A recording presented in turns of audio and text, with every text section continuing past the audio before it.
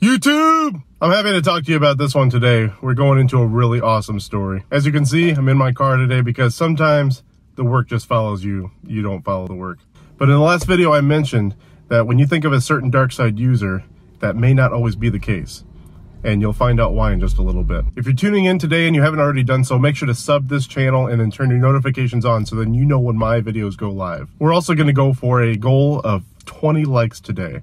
Last video, we didn't hit our 20 likes, so we're going to go for the same goal today. I don't really have a reward for you, except it'll just make me feel really good inside. Today, the book that we're going to talk about is The Lost Tribe of the Sith, The Collected Stories. 8 total stories in all. This story was written by John Jackson Miller, and it was released in 2012. From the last book, The Dawn of the Jedi, we're jumping into the future 20,000 years to look at a tribe of Sith that, after a Jedi ambush, flew their ship, the Omen, into an unknown planet. Its commander, Yaru Corson, battles the bloodshed of a mutinous faction led by his own brother. Marooned and facing death, this crew of Sith have no choice but to try to trudge their desolate surroundings of this unknown planet. But as they face their struggles around them, they also face an enemy within. I'm just as appreciative as a Star Wars story as the next person, but in 20,000 years, shouldn't we have seen maybe a jump in technology? Or maybe 20,000 years ago, should technology maybe have been a little more primitive? Maybe traveling from planet to planet shouldn't have been possible in Dawn of the Jedi.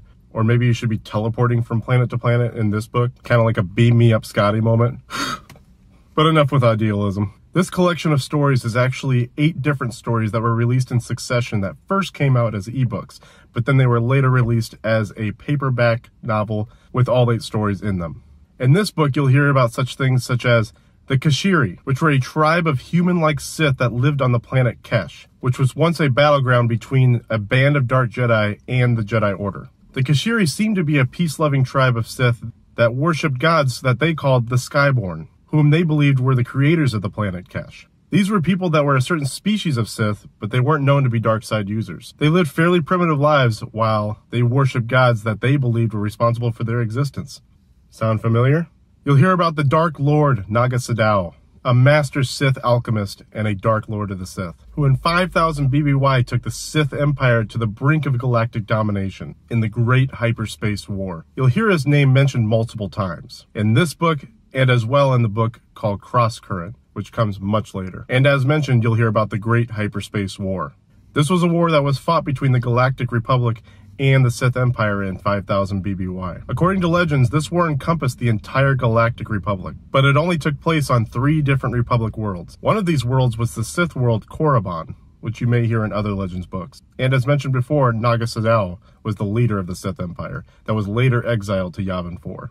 In Canon, it was also mentioned as a war between the Sith Empire and the Empress Tata world. After the outbreak of the war, it was said that Tata fought alongside the Jedi Order to drive the Sith Empire back and scatter the other Sith forces throughout the galaxy, also driving back Naga Sadow. Given the alignment of these 2 stories between Legends and Canon, I think it's pretty safe to say that we don't need to necessarily count out every single Legends story. We might be able to see some of these stories come to light and not necessarily just be cataloged and forgotten in Legends. Sounds like a story featuring an old band of Sith Lords that get stranded on a desolate planet and struggle to fight for their survival and ultimate potential rule of that planet for thousands of years to come.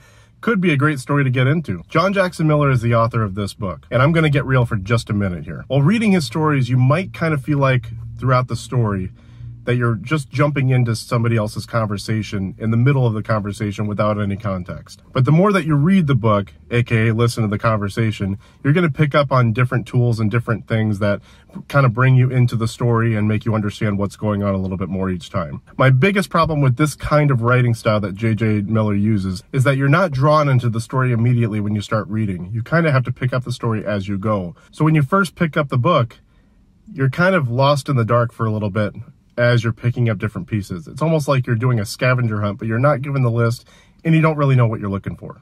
There will be people that enjoy this writing style of J.J. Miller, so don't completely count them out. But it's just a fair warning to people that like a more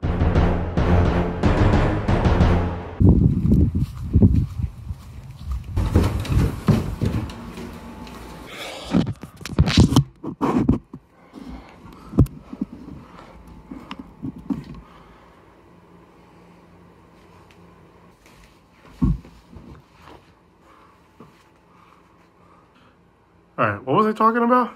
Oh yeah, straightforward writing style for the books they like to read for Star Wars, or for any book really. Next time, make sure to tune in because we're going to talk about one of the most favorite Sith Lords in Star Wars history that we previously thought may only remain in Legends, but we believe is still a part of canon at this point.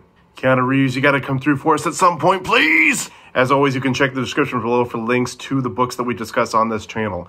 I believe in the last video, I may have forgotten to put the link for that book that we talked about in the last video.